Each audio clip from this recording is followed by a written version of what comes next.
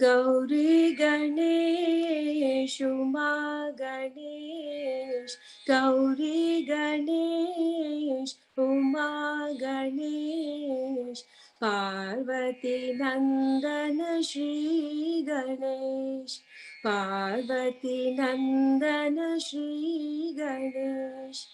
शरणं गणेश शरणं गणेश, शरणं गणेश शरणं गणेश, शिवनंदन गणपति गणेश, शिवनंदन गणपति गणेश। गौरी गणेश उमा गणेश, पार्वती नंदन श्री गणेश, शरणं गणेश शरणं गणेश, शिवनंदन गणपति गणेश, शिवनंदन गणपति गणेश। गौरी गणेश उमा गणेश, पार्वती नंदन श्री गणेश। योगेश्वराय महादेवाय, योगेश्वराय महादेवाय, त्रयंबकाय त्रिपुरांतकाय, त्रयंबकाय त्रिपुरांतकाय, त्रिकाग्निकालाय कालाग्निरुद्राय, त्रिकाग्निकालाय कालाग्निरुद्राय, नीलकण्ठाय मृत्युञ्जयाय, नीलकण्ठाय मृत्युञ्जयाय, सर्वेश्वराय सदाशिवाय, सर्वेश्वराय सदाशिवाय, सर्वेश्वराय सदाशिवाय, सर्वेश्वराय सदाशिवाय, महादेवाय नमः, महादेवाय नमः, महादेवाय नमः, महादेवाय नमः, महादेवाय नमः, महादेवाय नमः। योगेश्वराय महादेवाय, त्रयंबकाय त्रिपुरांतकाय, त्रिकाग्निकालाय कालाग्निरुद्राय, नीलकण्ठाय मृत्युञ्जयाय, सर्वेश्वराय सदाशिवाय, सर्वेश्वराय सदाशिवाय, महादेवाय नमः, महादेवाय नमः, महादेवाय नमः, महादेवाय नमः, महादेवाय नमः। योगेश्वराय महादेवाय, त्रयंबकाय त्रिपुरांतकाय।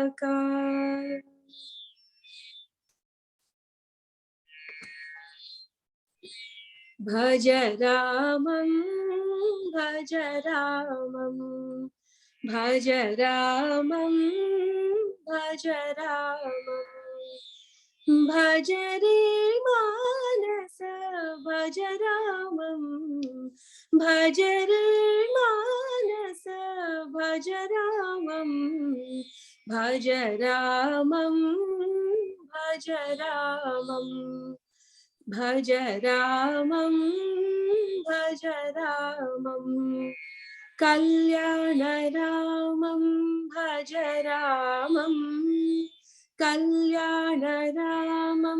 भज रामं कोदण्डरामं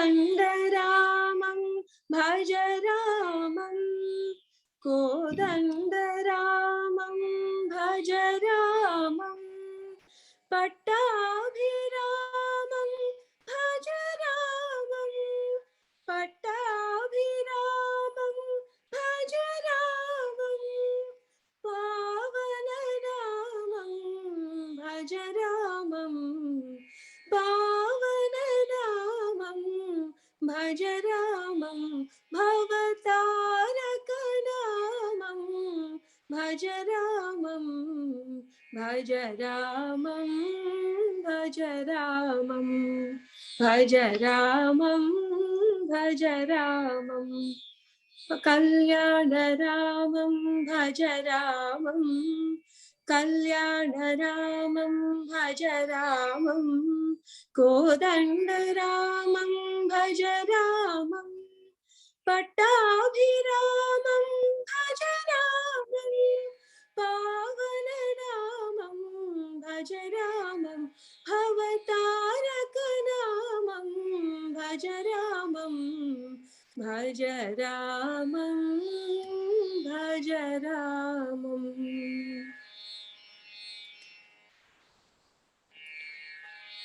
कृष्ण कृष्ण मुकुन्द जनार्दन कृष्ण कृष्ण मुकुन्द जनार्दन कृष्ण गोविन्द नारायण हरे कृष्ण गोविन्द नारायण हरे अच्युतानन्द गोविन्द माधवा अच्युतानन्द गोविन्द माधवा अच्युतानन्द गोविन्द माधवा अच्युतानन्द गोविन्द माधवा सच्चिदानन्द नारायण हरे सच्चिदानन्द नारायण हरे कृष्ण कृष्ण मुकुन्द जनार्दन कृष्ण गोविन्द नारायण हरे अच्युतानन्द गोविन्द माधवा अच्युतानन्द गोविन्द माधवा सच्चिदानन्द नारायण हरे सच्चिदानन्द नारायण हरे कृष्ण कृष्ण मुकुन्द जनार्दन कृष्ण गोविन्द नारायण हरे गोपाला राधलोला गोपाला राधलोला मुरलीलोला नन्दलाला मुरलीलोला नन्दलाला गोपाला राधलोला केशव माधव जनार्दन वनमाला वृन्दावन बाला मुरलीलोला नन्दलाला मुरलीलोला नन्दलाला गोपाला राधलोला मुरलीलोला नन्दलाला गोपाला राधलोला केशव माधव जनार्दन वनमाला वृन्दावन बाला मुरलीलोला नन्दलाला मुरलीलोला नन्दलाला गोपाला राधलोला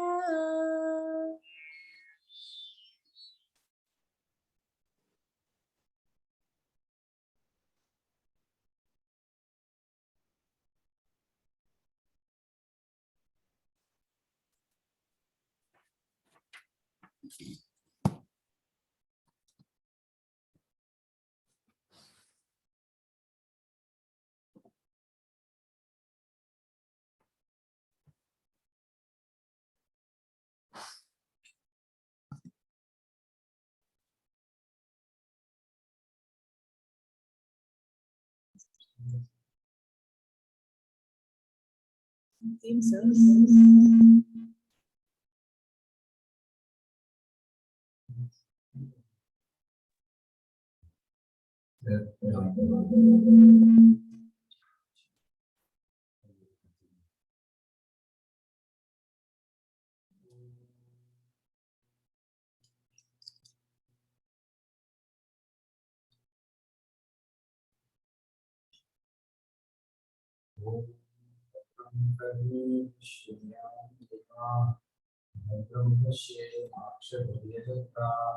स्थिरैरङ्गैस्तुष्टुवाग्ंसस्तनूभिः व्यशेम देवहितं यदायुः स्वस्ति न इन्द्रो वृद्धश्रवाः स्वस्ति न पूषा विश्ववेदाः स्वस्ति नस्तार्क्ष्यो अरिष्टनेमिः स्वस्ति नो बृहस्पतिर्दधातु ॐ शान्ति शान्ति शान्तिः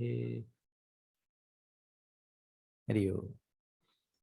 Okay, we are seeing Kaivalya Upanishad. Actually, just the name of the Upanishad alone, if studied well, will bring all knowledge that we need. Kevala. An abstract form is Kaivalya. Kevala. Kevala means one and only without a second. And so the teaching in that name is this, that there is only one thing in the universe. There are no two things. There is only one thing. If we see a variety, if we see a diversity, that variety or diversity is only a manifestation of the same one thing. Like here, this is clay. So in this object, we will see there's height. This is the height of it. Then there's a shape, means called form. Then there's name, pot. So we are seeing a variety of things. Huh? Clay, height, shape, name, there's a color also. You're seeing a variety of things, right?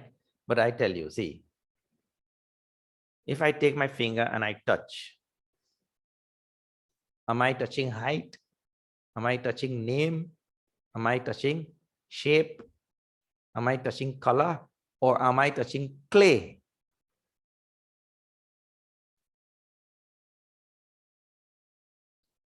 When I take my finger and touch like this, I cannot touch anything but clay.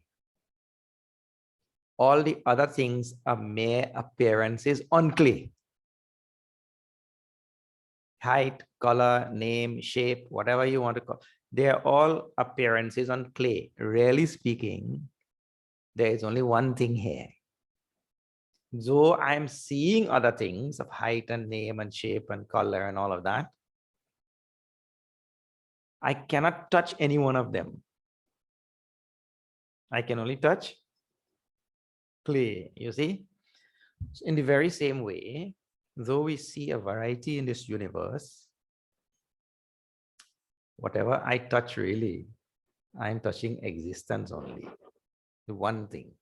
Satchidananda, Paramatma, Brahma. The same Satchidananda, just like how this clay has taken on name and shape and form and height and color and all of that.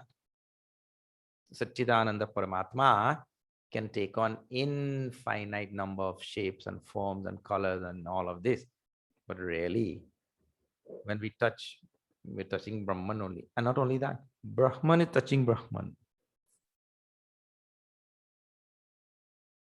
That is how good it is. And that is because there is only one thing in the universe, and that is Satchidananda. Just to make it simpler, we say Sat, existence. So there is only existence. That one existence, which is the only thing which is there, is called as Kevala, from which Kaivalya has come. So I'm telling, even if you study just the name, That is enough knowledge, really. But human intellect is not satisfied with one word, Human intellect likes many words. So we are studying all of these whole Upanishad. Huh? Now see, when we left it yesterday, it was verse number 16. I'll repeat this verse number 16. Please see if you can say again. Yat param Brahma Sarvatma. Yat param Brahma Sarvatma.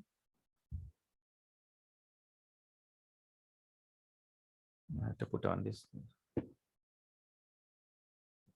Vishwasyayatanam Mahat. Vishwasyayatanam Matam. Sukshmat Sukshmataram Nityam. Sukshmat Sukshmataram Nityam. Tattvameva Tvameva Tat. Tattvameva Tvameva Tat. So, I was telling that the Upanishad is making a very nice transition from that, which is third person, to, or he, which is third person, he, Brahman, the absolute reality, to you, which is second person, and just from the next verse itself, and now it will move he to you to me, first person. So here, Tvameva Tat, you are that. So the two, both are included now. Tat, that, and Tvam Eva, you are. So you. And that what? Well, that Brahman which has been described in all the previous verses, with all of those, which, and here also Nityam, Sukshmat Sukshmataram, which is the subtlest of the subtle. Still it is being described, that reality. The same one reality I was just telling you about, which is Satchitananda Paramatma, Brahman. So, he says, that Brahman you are. Okay, this is where we left yesterday. Now you see the next verse. This is number 17.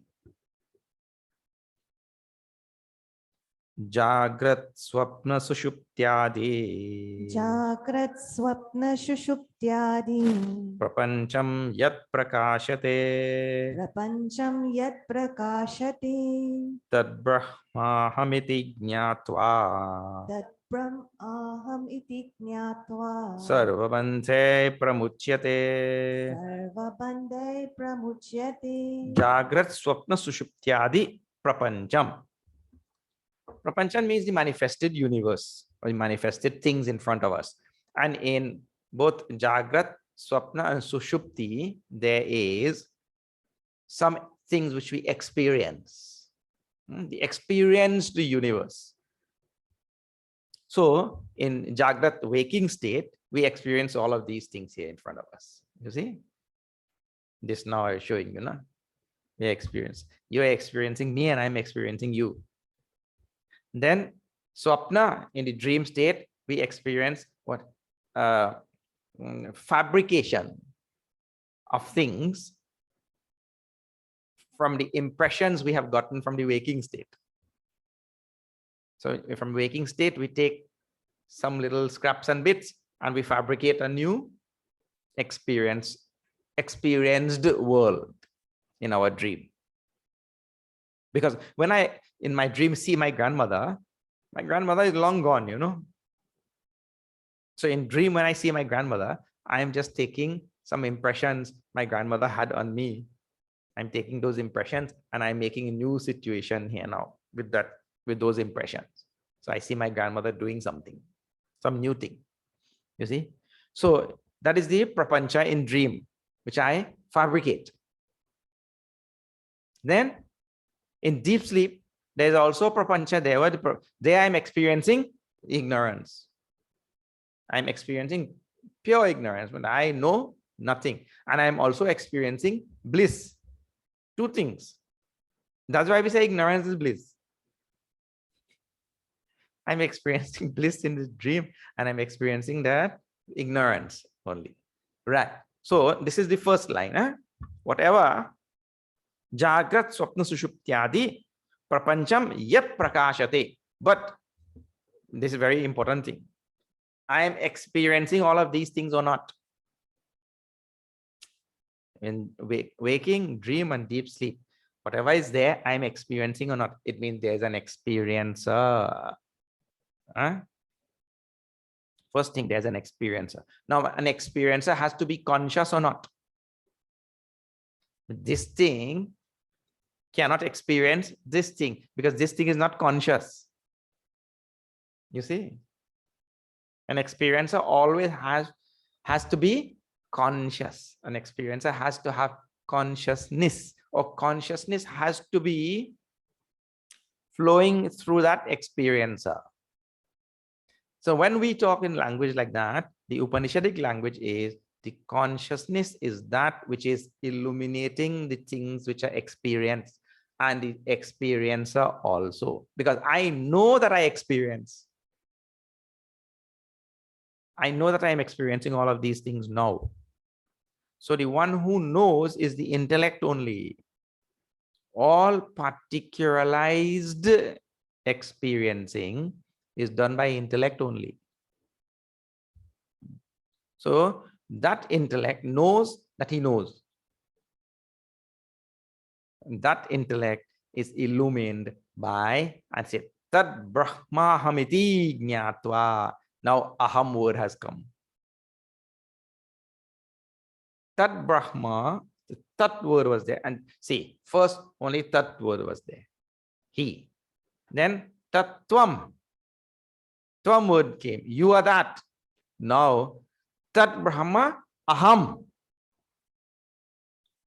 That Brahma I am. Which Brahma? Now the Brahma which I am, which is illuminating my intellect, which is illuminating the things which the intellect perceive, and which is illuminating the perceiving. All three are illuminated by me, Brahman. Now it comes very close to home. You have to pay attention to this. It is brought home only. The Brahman is me. I am illuminating all the experiences of my waking state, all the experiences of my dream state, and the experiences of my deep sleep state. I am illuminating only. Not only distant Brahman now. Spirituality starts like that. In fact, spirituality doesn't have to start like that. We start like that. From childhood, when we think about God, we always think about God some remote, isn't it? And in ordinary language also, kaun jane, upar wala. Who knows? He knows. And he's watching. Like that. We point like that. He's watching. So ordinary, that I remember nice story. In the school, they had apples over here. Box of apples. And over at the other end of the hall, they had box of bananas. So all the children were told, you pass here, walk along, take one apple, and then go there and take one banana. So just to make sure that the children honest, they put a sign by the apple there. Take one. God is watching. Take one. God is watching. And he's always watching from up, He's never watching from down. So take one, God is watching. So two boys came, look, the sign says we have to take one only. So they took one and then they went there. And then one boy tells to the other boy, you can take two bananas. God is watching the apples there. So yeah, he's not watching. But that type of talk, or that type of, when we talk in ordinary language, is always a remote God, a separate God, a distinct God, a God that is unconnected, a God that is watching me and I'm scared of him. You see? So we start like that. It is not, spirituality doesn't have to start like that. Therefore, the spirituality now starts with Tat.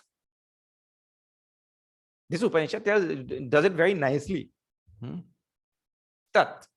Then from Tat, Tvam. Tattvam.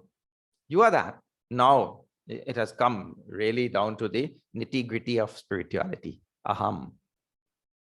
That aham, not tattvam. So I am that Brahman, which is illuminating the intellect, illuminating the experiencing of the intellect, and illuminating the experienced of the intellect. All three. And who is that? I am. No, the Upanishad is wonderful this way. It will go on telling how wonderful I am. Therefore, we see when Bhagavan Shankaracharya writes, for instance, the yogi, when he realizes himself, he cannot do anything but rejoice and rejoice. Nandati, nandati. Yogarato va, bhogarato va, sangarato va, sangavihina. Yasya brahmani ramate chittam, nandati, nandati, nandatyeva. He revels only. So, the Upanishad is now getting to that point where it brings us to really discover our own self, our own vast, limitless, conscious self. I am the one who is illuminating my entire prapancha, my entire jagat, my entire experienced world. I am illuminating it myself. It is bringing reality home, not any remoteness in reality. Otherwise, all our life, we are taught about a remote God. This is the only place in Vedanta where you will find the remoteness of God is removed. The immanence of God is being taught. Remoteness is removed totally. Okay. Here, the same idea now is carried over in the next verse. Now see number 18. Trishu dhamasu yad bhogyam.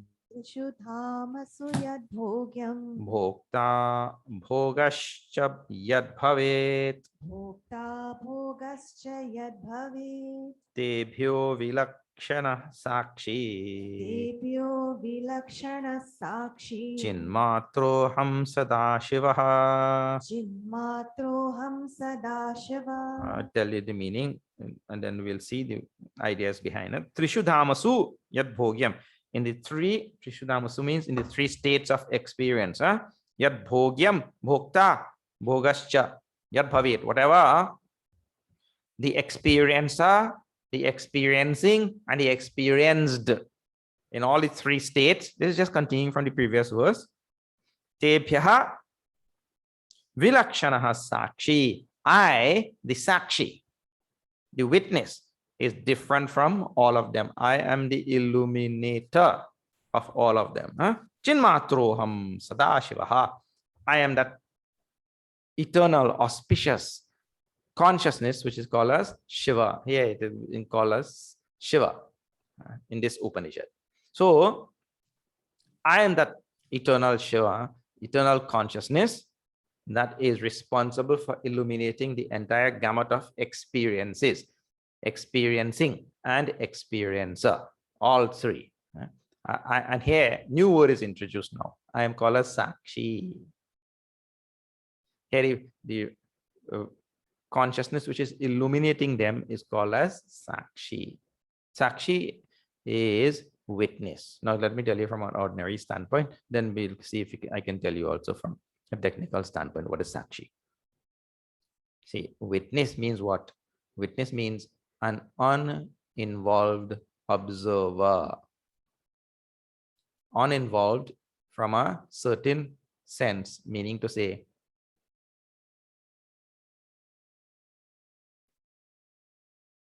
that whatever is going on, I'm just paying attention to it.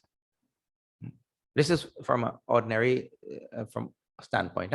In ordinary language, when you hear the word Sakshi, witness, In English language, when you hear witness, a witness is one who saw but was not involved. Well,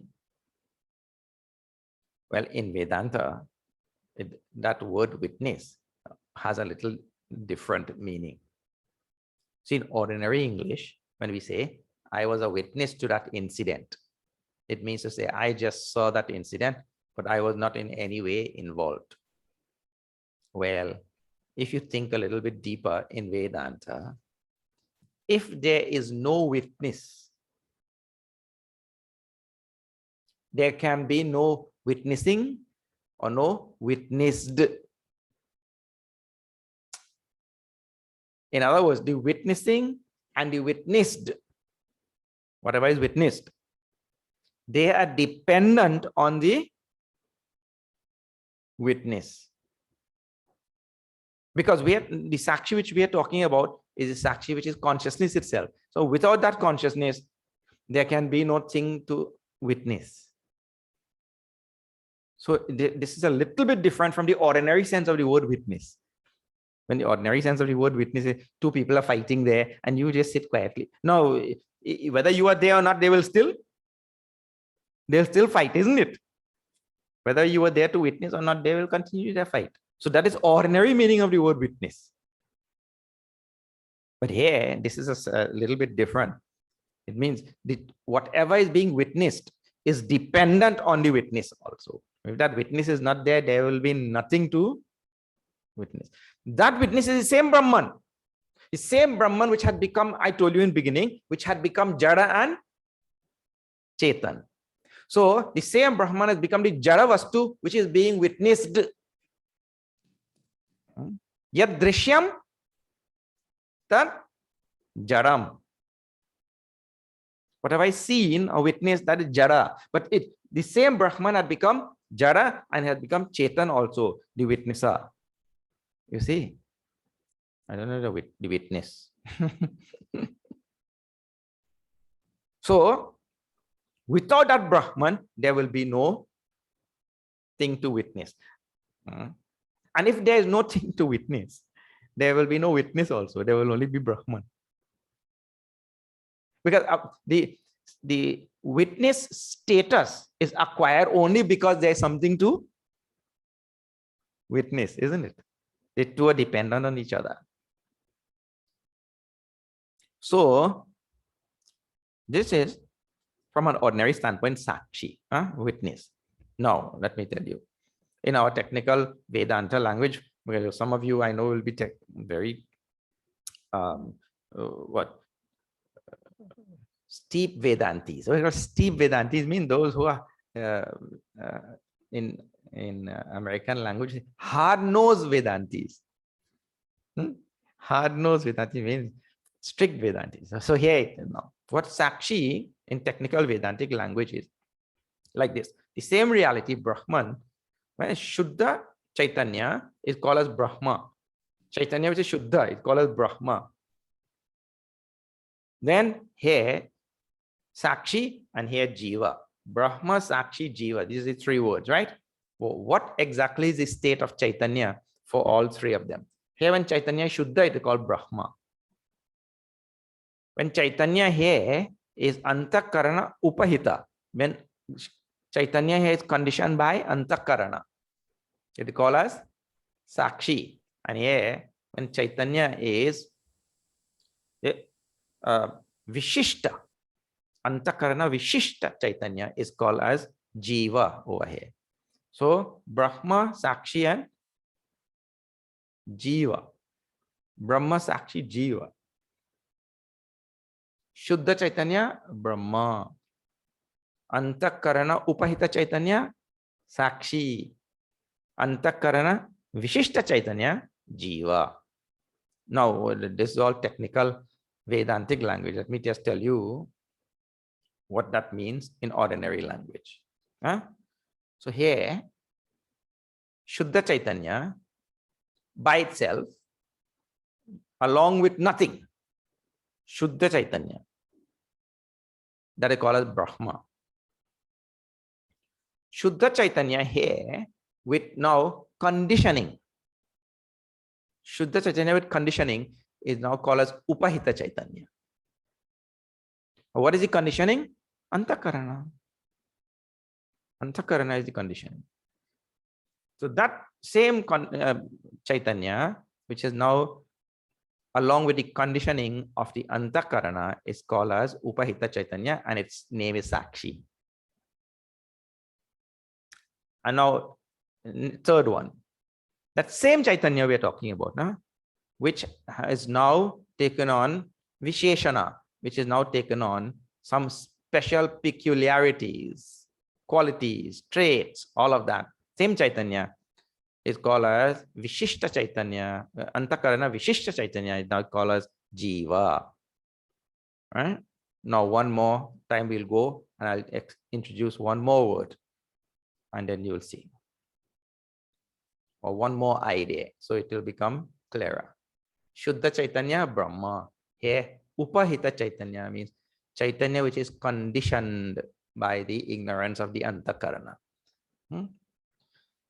Conditioning does not necessarily mean identification.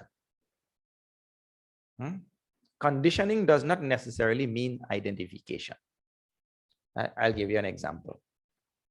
Let us just take this.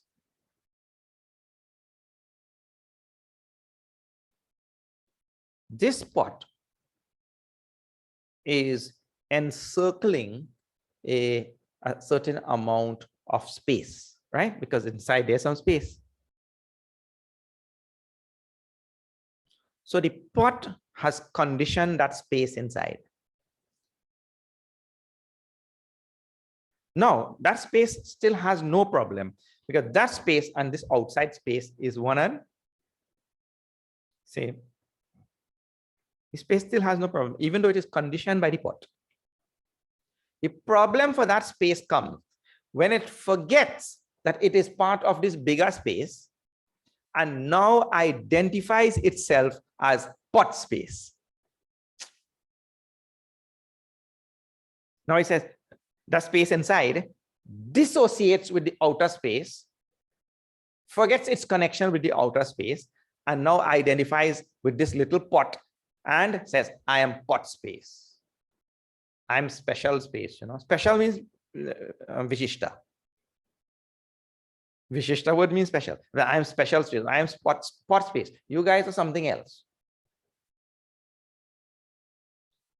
There is where all his problems start.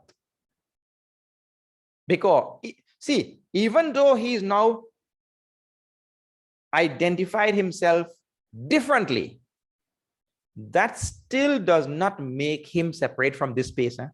You may identify yourself to be whatever, but that does not make me separate from Brahman. The identification is just a wrong identification. He can say, I am pot space, and I am a Kalash space, or I am Trini space, Trini Kalash space, whatever he may identify and go on identifying. He can dissociate mentally with from this other space, but really and truly, he cannot be separate from this other space. So that special distinction which he gives to himself, that is called as identification, and that is what we're talking about, Visheshana, Vishishta Chaitanya. And he's called Jiva. When the Chaitanya has become Vishishta, he called it Jiva. So here is just a conditioning, but over here is an identification. So if there's a conditioning, then no problem. So Sakshi has no problem. Here conditioning was Sakshi only, no problem. So it is that Sakshi which is still pure Brahman, just conditioned by the Antakarana, but not identified with the Antakarana. That is the idea. Conditioned only, but not identified. And so he's the witness of whatever the Antakarana is experiencing, and he's illumining all the experiences of the Antakarana, and the experiences really is of all the Jaravastu on the outside. So he called as Sakshi, the one who is conditioned by the Antakarana. Same Chaitanya is conditioned by the Antakarana. He called as Sakshi, and he illumines that. And here is the very famous verse now, number 19. This Upanishad is well known for this verse.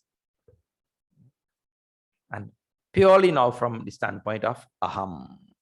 Mayyeva sakalam jatam. Maiva sakalam jatam. Mai sarvam pratishtitam.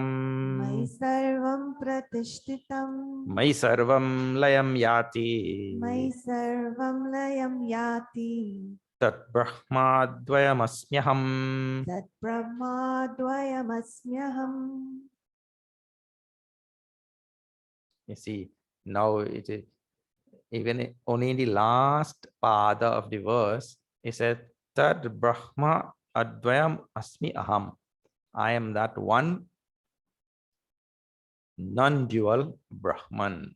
But the first three padas of the verse, everything arises in me, everything stays in me, and everything dissolves in me. Now, even a Brahman does not become important.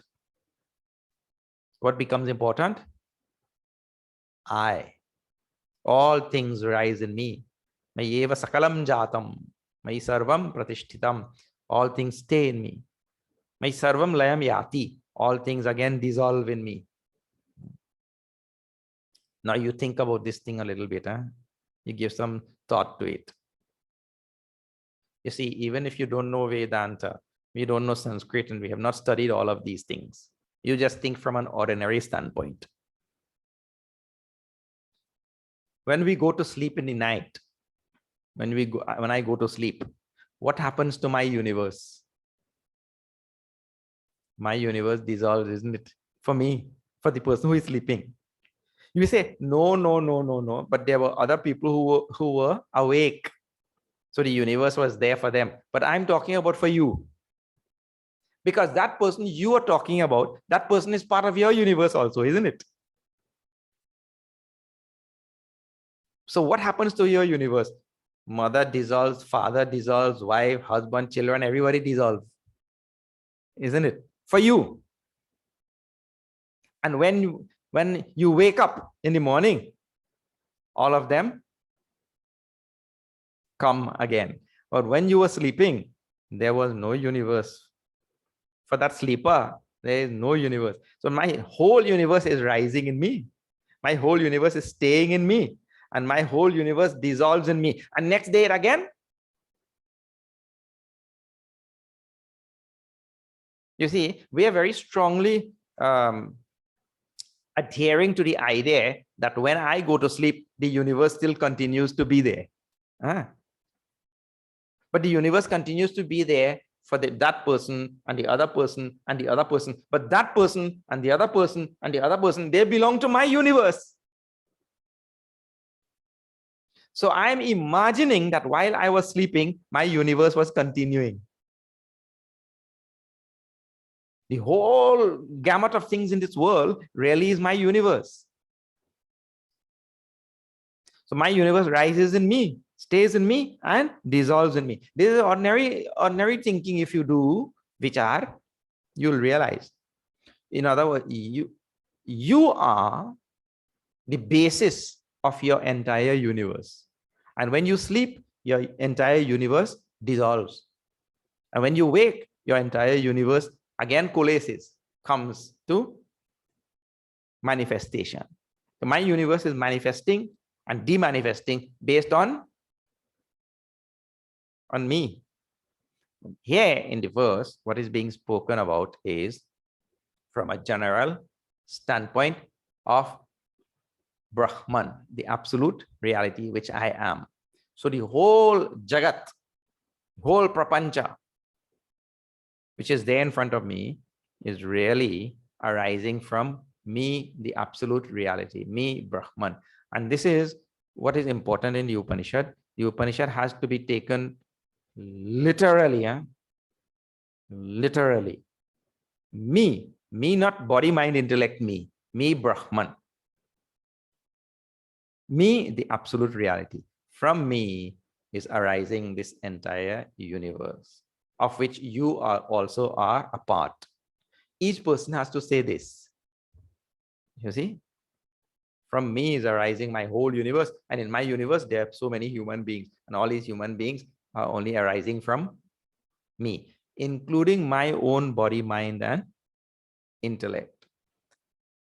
It is all arising from me. Mayeva sakalam jatam. Mai sarvam pratishtam. See, that Brahma advayam asmi aham.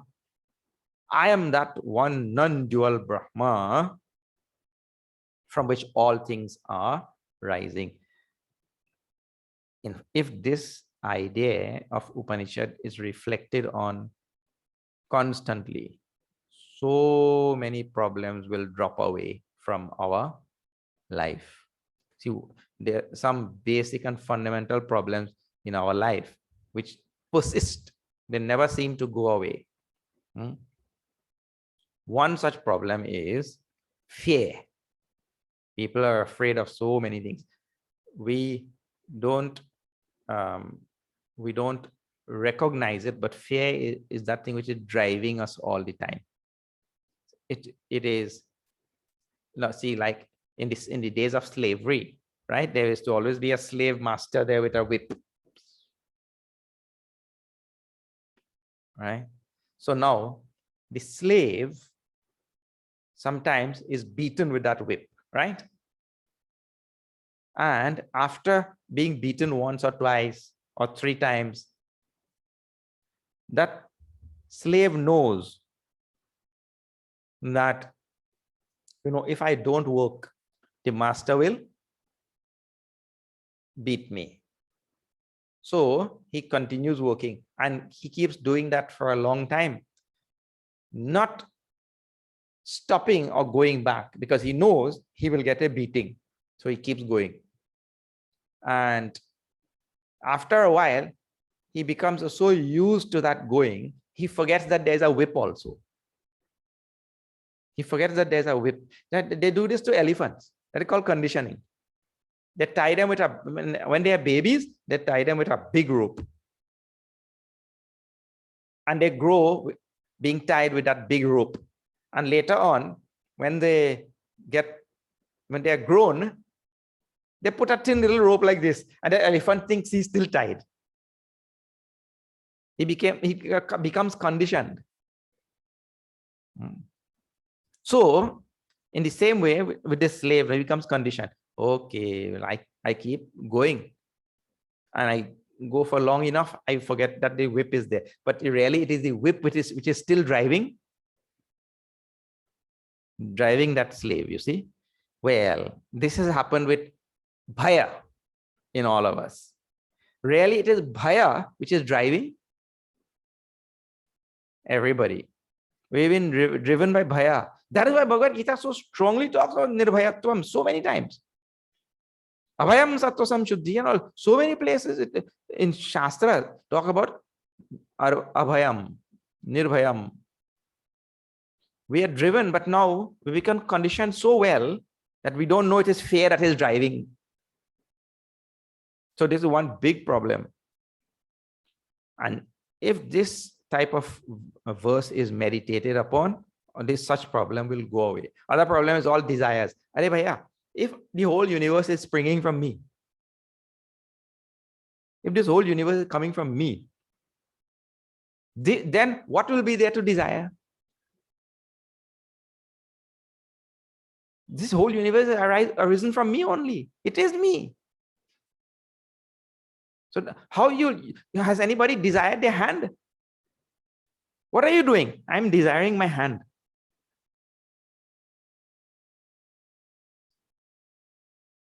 So kam, krodh, mad, lobh, ityadi, all things, so many problems will go away just if we reflect constantly on this verse. That Brahma advayam asmi aham. I am that Brahman from which all things are arising. Mayeva sakalam jatam.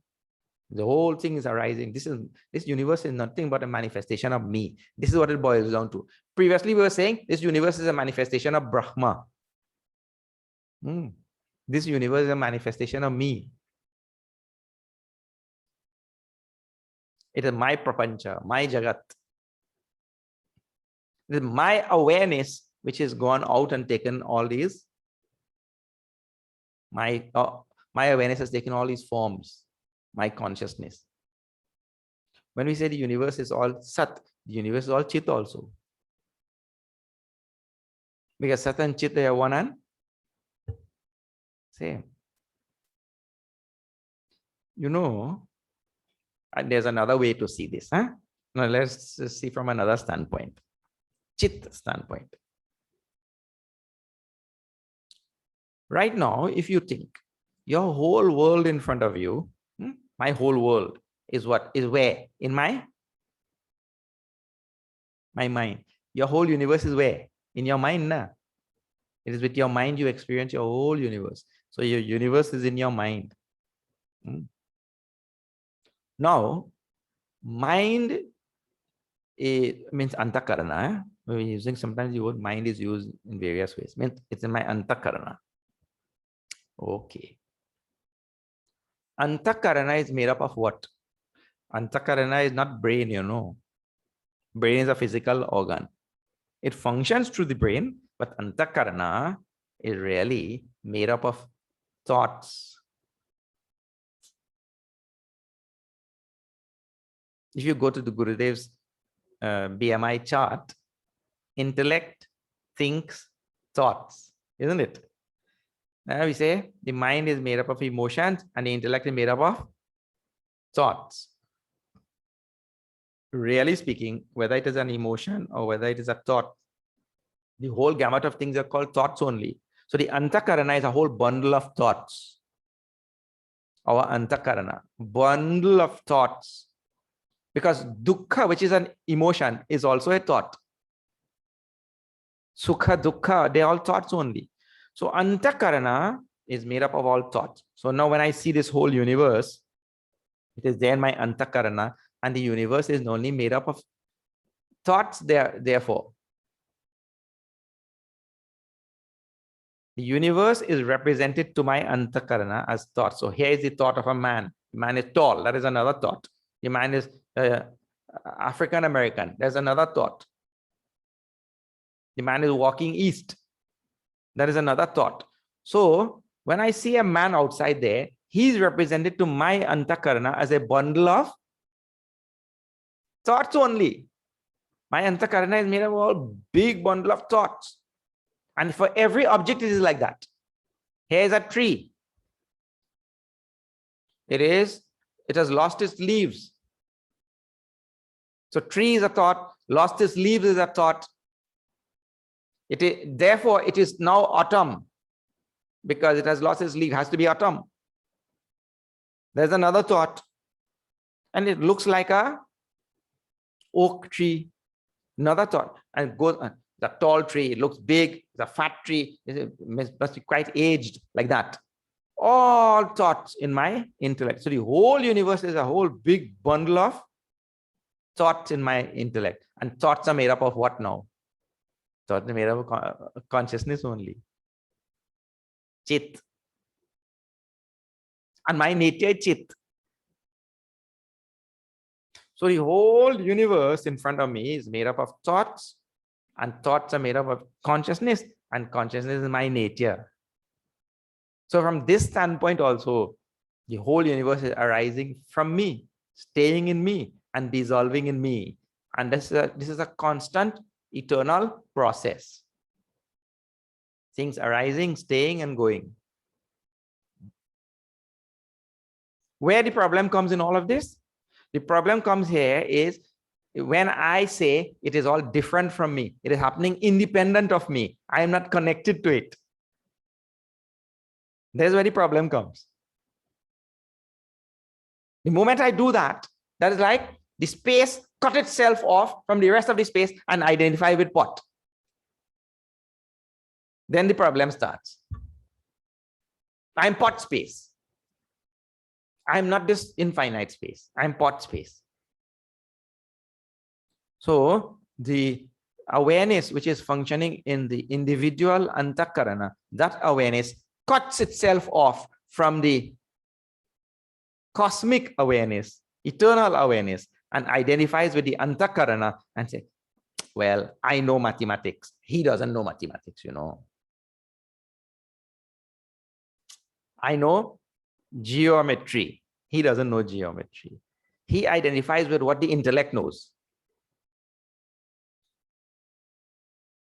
He cuts himself off from the vast, limitless consciousness, and all his problems start there. So that's why I'm telling this verse, if meditated upon, which all problems will go away. All our problems about so many things. See, fear is caused by dvayat bhayam. You know that. From dvayatvam, bhayam comes. Fear comes from duality. So the moment I cut myself off from all things, there's a duality. There's me and then the rest of things. There's a duality, and that duality will bring fear. So the fear, then also rooted in that is desire, because now it is not me. It is separate from me. Therefore, I desire it. How you cannot desire something which is you. So when desire comes, you know, from desire, all problems come now.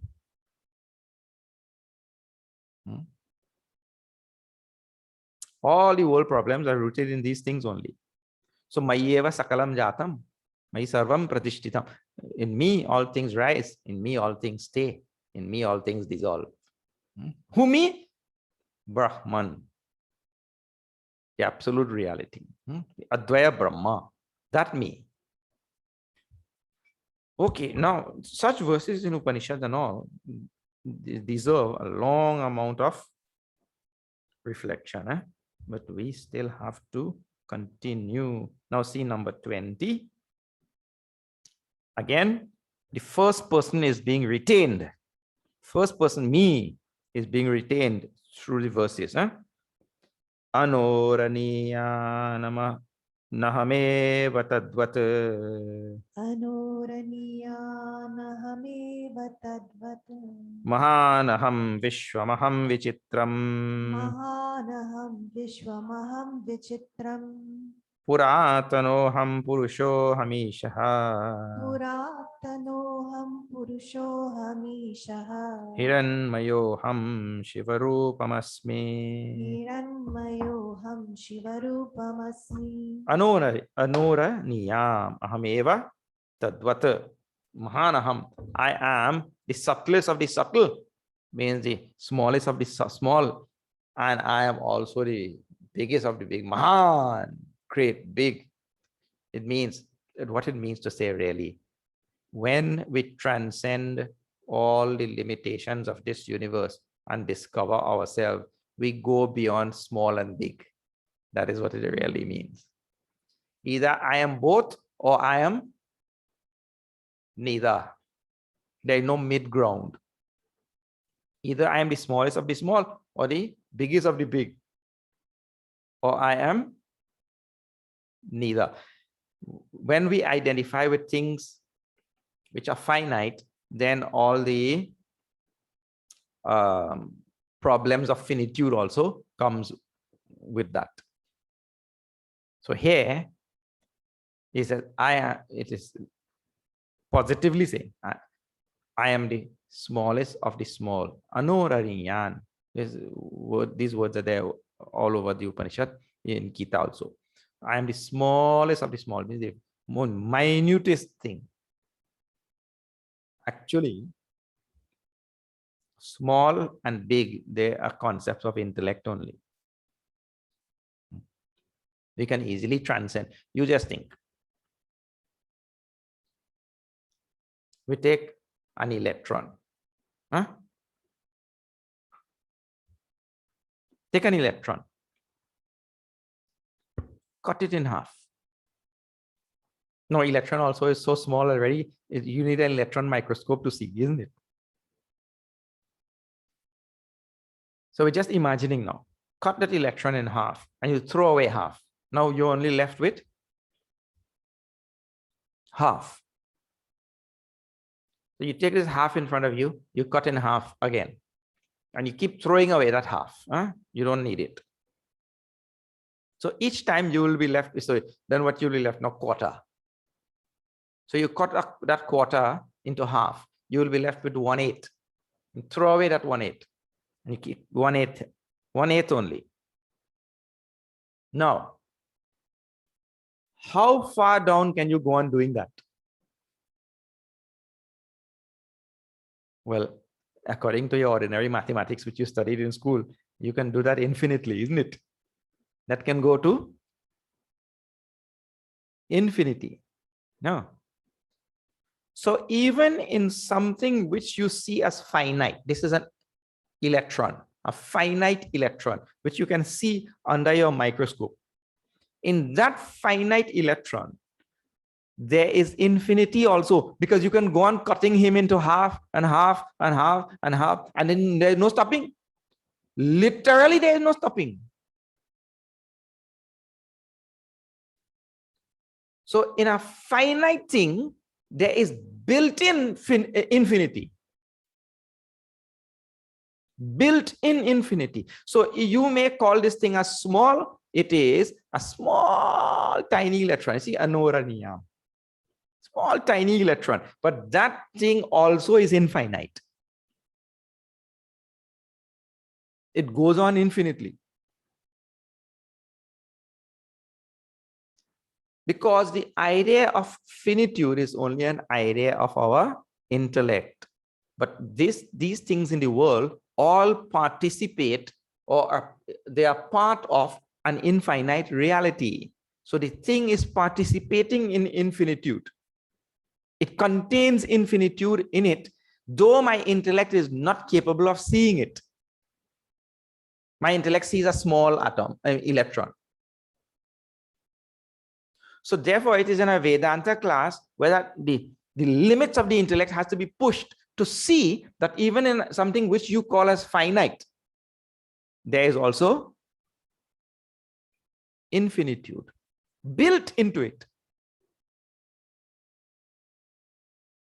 So therefore, there's credibility in what the Upanishad is saying. I am the smallest of the small. Though I am infinite, I am the smallest of the small. Because in the smallest of the small, there is still infinitude.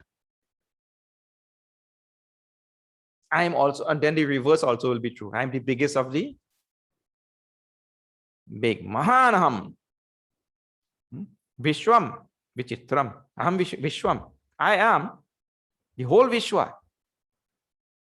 I told you this Vishwa means this whole Jagat. Prapancha. It is all me. And Vichitram. Amazing. Supremely amazing. The people in this world, they want to go, they always want to see miracles. Have you seen? Everybody like miracles. Chamatkar. People like that.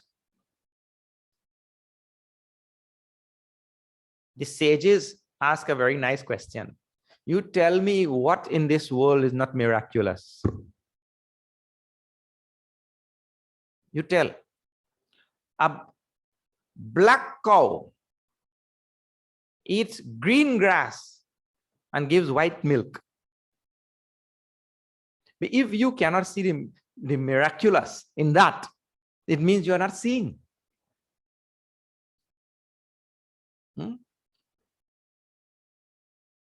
There is nothing in the universe which is not miraculous. You know, we are floating in space, you know. We are floating in space. This huge earth, one bucket of earth, you cannot lift. You fill a bucket with soil, and we find such difficulty to lift. This huge earth is going around a sun, which at lightning speeds it is going. And we just don't fly out into space. If you take a wet cloth and you do like this, the water flies out. And you're only going at 2 miles per hour or 5 miles per hour, and the water flies out. And this earth is going around this sun at I don't know how many thousands of kilometers per hour. And it doesn't fly out. And people still want to see miracles. Ati vichitram. This, everything about this universe is ati vichitram. Then nothing which is not vichitra. Supremely amazing.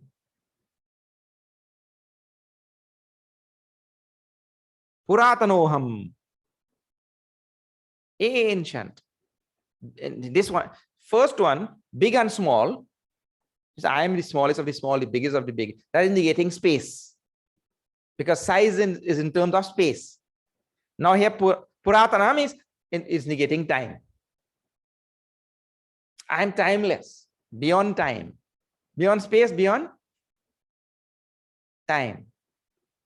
Ancient. No matter how far back you go, I was there.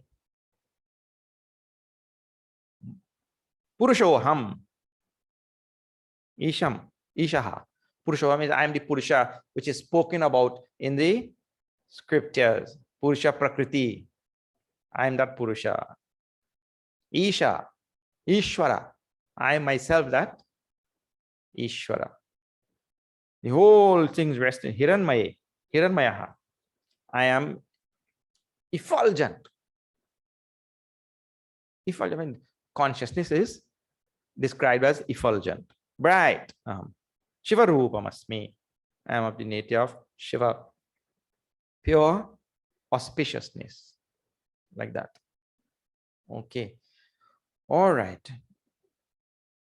The whole thing boils down to meditating on myself only. The object of meditation many times starts off with, I meditate on that Brahma, meditate on that Om, meditate on that some other thing, something different from me. I meditate. Here in this Upanishad, taken so nicely, I meditate on my own self only. For discovery of what I am. All right. We will again pick it up in a couple of hours from now. And we'll complete the remaining verses. This is what? 20. There are about four or five verses left.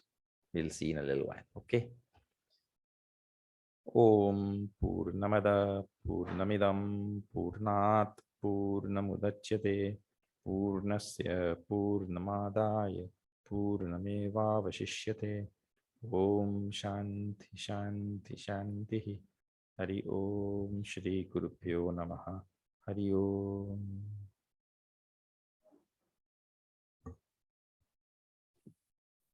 Hari Om.